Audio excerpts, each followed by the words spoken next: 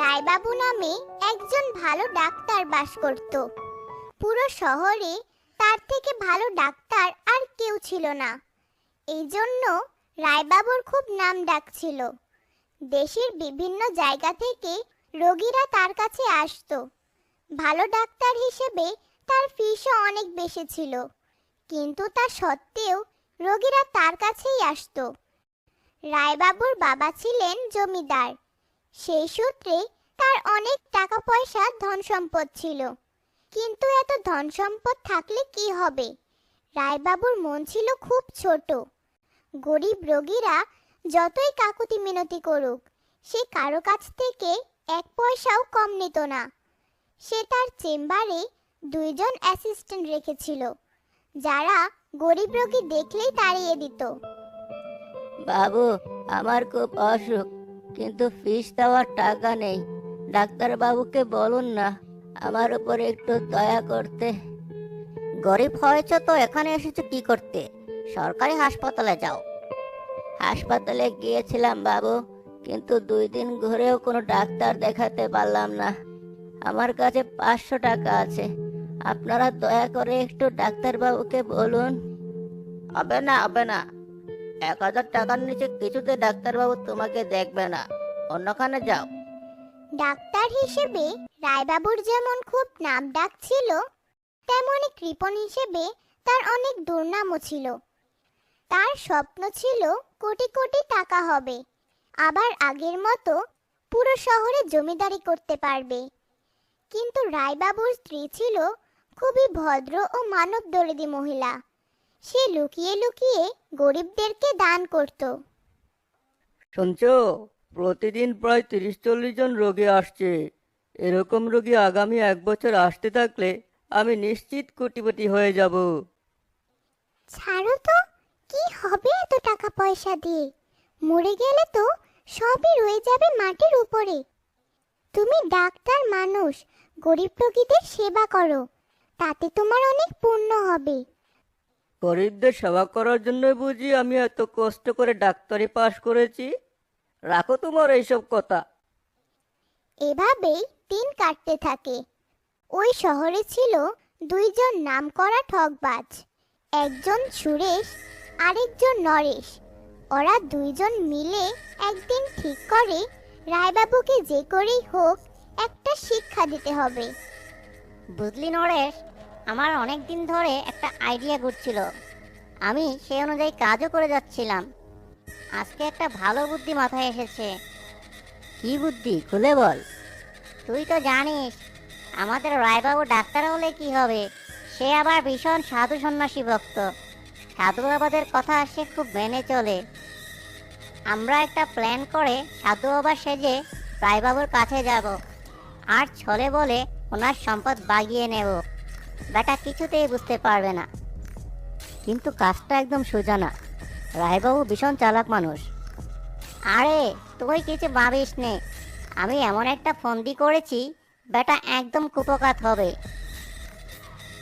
পরদিন সুরেশ এক গরু বাবার বেশ ধরে একটা বড় গরু নিয়ে রায়বাবুর বাড়ির সামনে গিয়ে উপস্থিত হয়। বাবু, কোথা থেকে এক গুরু বাবা আমাদের বাড়ির উঠোনে এসে হাজির হয়েছে, তার সাথে একটা বড় গরুও আছে। বলিস কি, ওনাকে জল টল খেতে দিয়েছিস? না বাবু, উনি বলেছিলেন আপনার সাথে দেখা করবেন। ঠিক আছে, আমি এখনই যাচ্ছি, তুই জলখাবার জোগাড় কর। রায়বাবু তখন গুরু বাবার সামনে গিয়ে হাজির হয়। বাবা, আপনি কোত্থেকে এলেন? আর এই গরুটা আপনাকে কেউ উপহার দিল বুঝি? ভীষণ সুন্দর গরু তো। আমি হিমালয়ে 12 বছর ধ্যানরত অবস্থায় ছিলাম। সেখান থেকে আমি প্রভুর কাছ থেকে একটা আদেশ পেয়ে তোমার বাড়িতে এসে হাজির হয়েছি। তাই নাকি? বলেন বলেন, প্রভু কি আদেশ করলেন? প্রভু আমাকে জানালেন তুমি নাকি অনেক ধনী হতে চাও। হ্যাঁ বাবা, আমি অনেক সম্পদের মালিক হতে চাই। তথাস্ত, সেই জন্য আমি এই গরুটা নিয়ে এলাম। এটাকে যত্ন করে রেখো। এই গরুটা তোমার সৌভাগ্যের কারণ হবে। এই গরু যেভাবে বলবে সেভাবে চললে তুমি খুব তাড়াতাড়ি জমিদার হয়ে যেতে পারবে। সবই প্রভুর কৃপা। এই বলে গরুটা রায়বাবুকে দিয়ে গুরু বাবা বিদায় নেয়। সেটি আসলে সত্যিকারের গরু ছিল না, বরং এটা ছিল একটা যন্ত্র যেটা গরুর আকারে তৈরি করা হয়েছিল।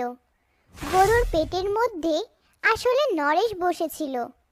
এইদিকে গুরু বাবা চলে যাওয়ার পরপরই বাবু তার পেয়াদাকে ডেকে বলল, ওরে, কোথায় আছিস? গরুটার জন্য কিছু ফলমূল আন। মা গরু, আপনি ফলমূল খান তো? হ্যাঁ, খাই। পেয়াদা ফলমূল এনে গরুর মুখে ধরতেই নরেশ ভিতরে থাকা একটি বোতাম চাপ দিল। অমনি গরু সেই ফলটা মুখে টেনে নিল এবং ভিতরে বসে নরেশ ফলটা আরামে খেয়ে নিল। এদিকে সুরেশ বাড়ি গিয়ে তার বউকে রোগী সাজিয়ে ডাক্তারবাবুর বাসায় পাঠিয়ে দেয়। ডাক্তারবাবু, ডাক্তারবাবু, আমাকে বাঁচান, আমার ভীষণ পেট বেদনা হচ্ছে। আমি যখন চেম্বারে বসি তখন আসবে। এখন যাও তো, বিরক্ত করো না। হঠাৎ গরুটা কথা বলে উঠল। এই মেয়ে, আমি এক্ষুনি তোমার পেটের বেদনা ভালো করে দিচ্ছি। তুমি একটা বাটি নিয়ে এসে আমার মুখের কাছে ধরো। আমি তোমাকে কিছু দুধ দিচ্ছি। আমার দুধ এক চুমুক খেলেই তোমার পেটের বেদনা ভালো হয়ে যাবে। সুরেশের বউ একটা বাটি এনে ধরতেই নরেশ ভিতর থেকে প্যাকেটের দুধ ঢেলে দেয়। সুরেশের বউ এক চুমুক দেয়। আরে, এমন লোককে গরু তো আগে দেখিনি। হয়েছে হয়েছে, এখন যাও, আমার অনেক কাজ আছে। এদিকে রায়বাবুর এই গরুর কথা পুরো এলাকায় ছড়িয়ে পড়ে। গরুটাকে দেখতে ও আশীর্বাদ নিতে লোকজন আসতে থাকে। এই অবস্থা দেখে রায়বাবু মনে করে, এই গরুটাকে লুকিয়ে রাখতে হবে। এটা আমার সৌভাগ্যের গরু। এই গরু থেকে অন্যদেরকে আমি সুবিধা নিতে দেব না। রায়বাবু তখন তার পেয়াদাকে ডেকে বলে, এই গরুটাকে আমার বাড়ির পেছনে একটা সুন্দর ঘর বানিয়ে তার মধ্যে আটকে রাখ। আর কেউ দেখতে এলে বলবি গরুটা নেই, মরে গেছে। পেয়াদা রায়বাবুর কথা মতো তাই করে। সেদিন সন্ধ্যাবেলা রায়বাবু গরুটাকে দেখতে ও প্রণাম করতে যায়। শোন বাছা, তোর খেদমতে আমি অনেক তুষ্ট হয়েছি। এখন তুই যা চাইবি আমি তাই দেব।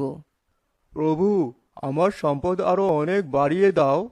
ঠিক আছে, তুই আজ রাতে তোর যত সম্পদ, টাকা কড়ি, সোনার গহনা যা আছে সব বের করে একটা বক্সে ভরে বাইরের ঘরে এনে রাখবি।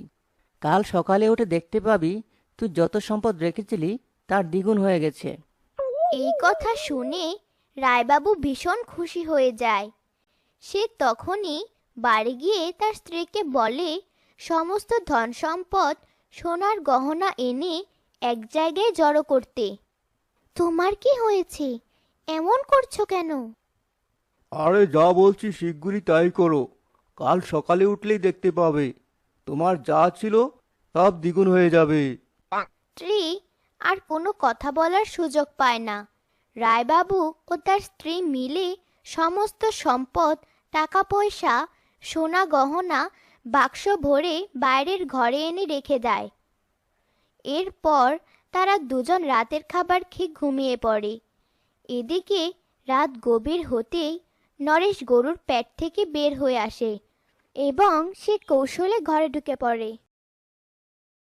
তারপর টাকা পয়সা, সোনাদানা ভর্তি বাক্সটি নিয়ে চুপ করে কেটে পড়ে। আর সে ওই টেবিলের উপর একটি কাগজ রেখে যায়, যাতে একটি নীতিবাক্য লেখা ছিল। পরদিন সকালে উঠে রায়বাবু তার সম্পদ আর গরু কিছুই খুঁজে পায় না। সে হায় হায় করতে থাকে।